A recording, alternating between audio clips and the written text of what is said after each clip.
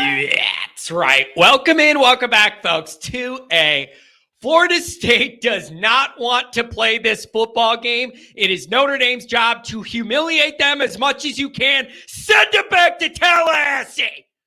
Edition of the Always Irish Show. As always, you can find the program on YouTube. Do it, subscribe if you haven't yet. Appreciate it very much. Give the video a thumbs up. That helps Yanni Boy out as well. Notifications on that way you don't miss nothing. Twitter, search bar Always Irish, rat Always Irish. Emails alwaysirishnd@gmail.com. Audio only. Spit it out. Audio only. Anywhere you want it, you can get it. If you don't want to look at my face, nobody blames you for that. You can hear all about it. And if you want to read all about it, go to Notre Dame Fighting Irish, brought to you by SI. That way you don't have to see me at all. Patreon.com/Always Irish. He the former captain. He the leading tackler. It's Mike Goolsby and myself breaking it all down. Thanks to everybody who's there. Appreciate it. All right. As you can see, I am in my traditional no wine and cheese t-shirt. Very applicable to this weekend's festivities. We'll get there in a second. So welcome in, welcome back. Florida State week is here, and it just doesn't feel anything like what we thought this was going to feel like, okay? And you guys, this happens every single year. We look at these schedules in the summer and in the spring, and we're looking at the calendar, and every single fan and media person for every college team looks at the schedule and goes, win, loss, win, loss, win, loss, and then we're 10-2, blah, blah, blah. Everybody does that exercise all over the country, and we're wrong every single time. There's always just certain teams that aren't as good as you think they're going to be, and other teams that are better than you think they're going to be, and surprise results. So here we are. I was sitting here thinking all summer long, looking at this schedule. Oh, man. November 9th, you better circle that one. The playoff's going to be on the line for both teams. This is going to be epic on November 9th under the lights in South Bend. Playoff clash between these two titans, these historic universities, these great football programs that hate each other and have all this intense history, and the coaches and Bobby Bowden and Lou and all this stuff in 93 and all of this stuff. And it's all going to be on the line. Both these teams in playoff position. Who's going to have the edge on November 9th? It's all on the line. Well, psych your mind, not so fast. Ultimate, not so fast, my friend. Before senility, not so fast, my friend. Not now, when they wheel them out there, which is elder abuse. The old, not so fast, my friend, when he still knew what it meant. Florida State's one of the worst teams in America. They're 1-8. They have no questions. It's awful. It's awful. There's no sugarcoating it. It's awful. They are terrible. They don't do anything good, and it's just, it hasn't gotten any better all year. Now, here's what's interesting about this. When you do what I do for a living with this content stuff, the writing and the audio and the videos and YouTube and everything, a part of your job, just like any industry, is you got to know what everybody else is doing that's like is in your lane. So one of the things I love doing, just out of pure curiosity, is following these YouTube channels and radio people and beat writers for all the teams that are like relevant in Notre Dame land. And when something interesting happens with their games, you go see what they're saying and what they're doing. Whether it's LSU or USC or Michigan or whatever it is, like I follow all these people. And I've been following this Florida State media contingent all year, just because I want to know what they think from the inside about what they're seeing. So as these losses keep piling up, I believe it's 5 in a row now. As their losses keep piling up, I keep tuning in to see what these beat writers think. These are people, you guys, who make a living selling, $10 subscription to the War Chant, newsletter, back page, whatever. Like, it's the same stuff we have going on in our niche. You could pay for private access on a backboard, whatever, that kind of thing. They make a living selling those subscriptions. These people that are reliant upon Florida State fans buying this stuff, they are literally saying the team has quit. The offense is a complete embarrassment. There's no part of the team that's playing good enough. There's no bright spots other than the place kicker. There's no answers. It's the worst offense and offensive line they've ever seen. I mean, it's terrible. It's terrible, you guys. These people rely on Florida State people buying their subscriptions to pay their bills. They can't sell any hope. There's not even like, look at these young guys out there playing that are going to be good for the future. I'm not even hearing that. They are literally saying no part of this team is good enough. The only good player they have is the place kicker that makes like 50-yard field goals all the time because that's as close as their offense can get to scoring. They have not scored more than 21 points in any game this year, and the only time they reached 21 was first game of the year in Ireland.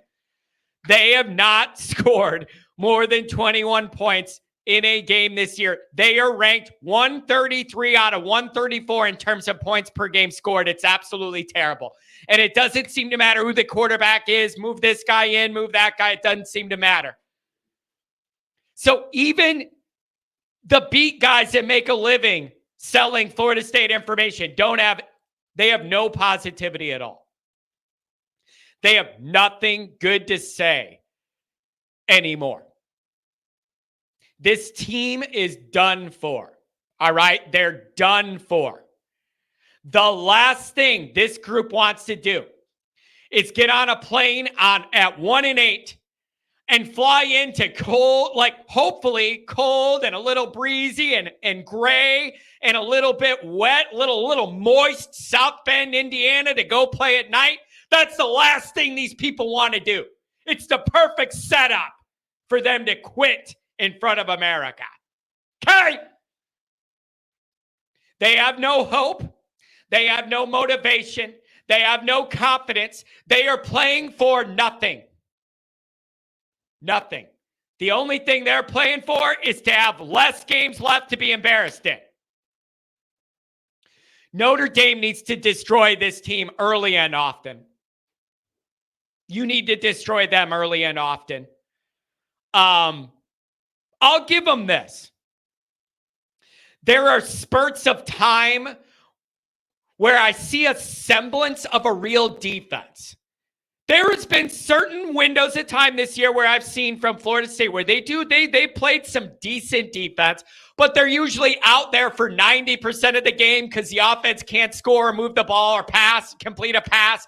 They literally just can barely even complete passes, you guys. It's really, really bad. Sometimes that defense plays like it looks like it's kind of alive, but it just isn't good enough and consistent enough to play it for a whole game. Like, I don't know. That's me trying to be charitable. I don't know. Offensively, they just can't do anything. That offensive line is one of the worst ones I've ever seen. I don't even know what they're doing. It's one of the worst offensive line plays I've ever seen. So, coming out of the off week for Notre Dame, the college football playoff, is in your purview and you're looking towards that light at the end of the tunnel. Finish 4-0, see where you fall, that kind of thing. You're coming off a break. You're on a 6-game winning streak. This is the best record Freeman's ever had it this late in any year that he's been in charge of Notre Dame. You got a home game at night in front of your crowd. You got a boatload full of good recruits that are going to be there. You guys, Notre Dame needs to be salivating at this opportunity. You need to be salivating at this opportunity to do whatever you want to these guys and humiliate them. You're what? Almost a 4-touchdown favorite? And you're going to want to try and impress this committee and do whatever? Play your good defense. Smother them out. Run it. Throw it. Do whatever you want. Pile it on these guys. This team this year for Florida State may be horrible. I don't care. That helmet is still that helmet. And when that stupid helmet comes to something that still matters to me. So I don't care how bad they are. That helmet still means something coming into Notre Dame and South Bend.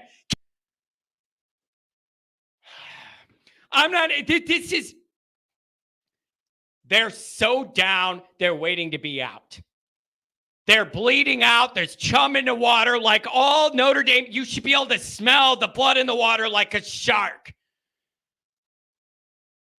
I'm not here for any hope. I'm not here for them to have any dreams of competing against Notre Dame.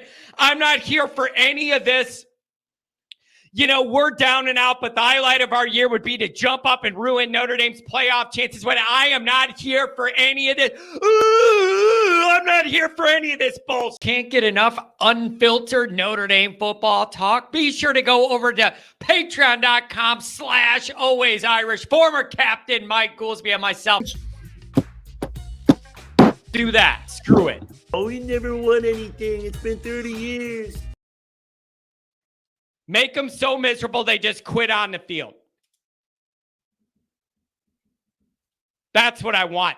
I want them so miserable, cold, wet, depressed, sad, bad at football. I want all of it. Pile it all on. There's no amount that's enough.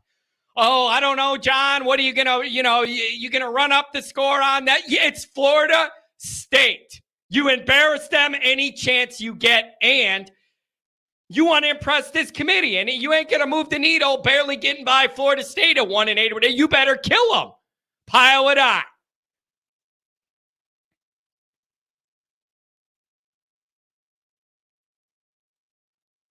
That's where I'm at on this. It's all right there for you.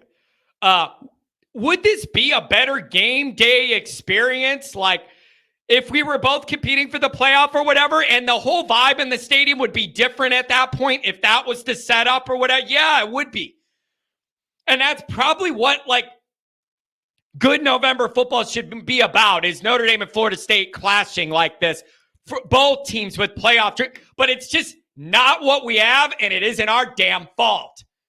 So you need to bury these guys. There's blood in the water. They're not going to want to be here. If it's cold and wet, if it's wet and then the sun goes down and you're in the 40s and it's a little moist out there, these Florida boys have no interest in doing that ever, especially when you're 1-8.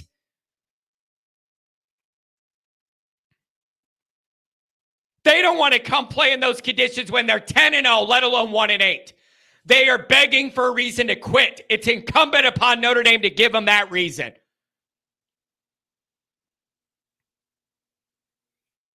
And it's like, oh, Notre Dame's schedule is weak, and Notre Dame doesn't play anybody in the schedules. Yeah, never mind. You got the schedule's weak. You got A&M coming up next year again, and Arkansas. So you're adding another SEC opponent. You got a series with Alabama coming up, and then you have another series with Texas coming up behind that came up. It's like, okay, Notre Dame's scared to schedule anybody. I got it. Right. Sure. Whatever, man. Whatever Twitter told you the narrative is, go for it. Listen, man, it is not Notre Dame's fault. Florida State's terrible at football, and USC has lost a handful of games. That is not our fault. So it's like, I get it. Notre Dame's the schedule doesn't look that tough or whatever. What are you doing? You got these brand name helmets on the schedule. It's not Notre Dame's responsibility to make sure they're good at football. That's not our fault. So listen, this is your jump off point to this final playoff push, whatever that's going to look like, whatever. I'm not here for no sleepy coming out of the bye week. 3-0, you're up 3-0 halfway through the second quarter against Florida State, and they have a little hope at your place. I'm telling you, oh man, on a scale of here for it and not here for it, Johnny Boy is definitely not here for it. Okay? Smothered, listen. I'm not kidding. I don't even think Florida State shouldn't even score a point in this stupid ass game. They can't score against anybody. Notre Dame has a great defense. I don't want them to even score a point. Smother them out. And then run it on them, throw it on them, dominate whatever you want to do. Whatever you want to do. But I am not here for some sleepy return out of the break. And we're sleepwalking, and it's like 6-3 halfway through the second quarter. That ain't good enough against this garbage team. And if you want to try and impress this committee or whatever, and you don't do it by playing a close game against a team this bad. This team is begging for a reason to quit and pack it in. And it's Notre Dame's job to just push them off that ledge and make them quit. Make them not hustle. Make them not try hard. Make them not want to put in that extra effort. This is game one of this 4-game playoff push Notre Dame's going to have in front of it. And you got to take it seriously and start it out the right way. And to me, the right way means I don't care that this team is 1-8. I'm looking at that logo on the helmet. And there is no amount of points you could ever beat Florida State by to make it enough for me. And God bless my deceased grandfather, Grandpa Kennedy, and the way he felt and thought and talked about Bowden and that whole time in our lives. So this one's for a deceased Grandpa Kennedy there, who would like nothing more than to see these guys, Notre Dame, go out there and crush these guys by 40-something points. Okay? For the old days. So that's what I'm here for, man. No holding back. No amounts enough. They don't want to play. They're already done. They're not going to want to be in this environment. If it's cold and rainy and wet, even better. Totally destroy them, blow them out. And then you have 3 games left and you keep going. But I can't think of a better way to come out of the break than to lay the wood to this team that is begging for a reason to quit. Give it to them, Notre Dame. And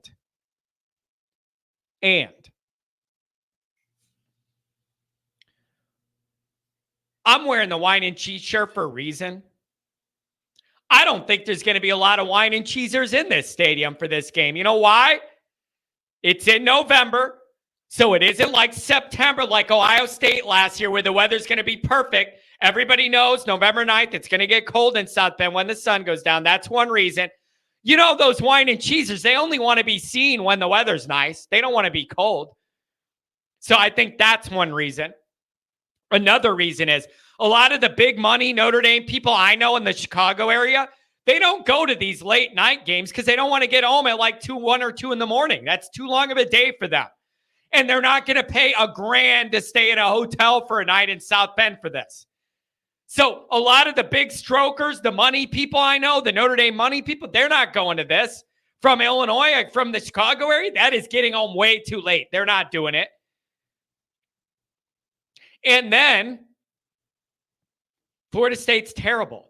So this isn't like you're going to see some high-end matchup. So for all those reasons and the weather and everything, I don't think you're getting a lot of the wine and cheese crowd. I think it's going to be a younger, more energetic crowd. I think all of those big cigar smokers, strokers are going to give their tickets to their kids in their 20s or do whatever else to people that actually want to go and be loud. So I don't think you're going to have a problem with the wine and cheese crowd for all those reasons. It's a bad night for them.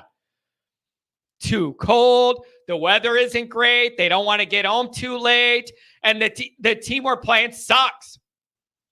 So for all those reasons, I don't think you're going to have a big wine and cheese crowd. And I'm glad because I'm sick of those people turning Notre Dame Stadium into a library or a museum instead of a raucous football environment. I'm sick of all those wine and cheesers using Notre Dame games as a networking event to talk about their stupid stock portfolio and how their lawyer business is doing. So I don't think you're going to have a lot of those people there, and I'm glad. I want our crowd to be loud and proud and forget those wine and cheeses. Your time is over. Kick the crap out of this team. Let me know what you guys think in the comments. Don't forget to check out the merchandise. The link is in the description. You can browse and carouse all the different Always Irish gear. Make sure you head over there and get something for the next tailgate. Thanks for being here.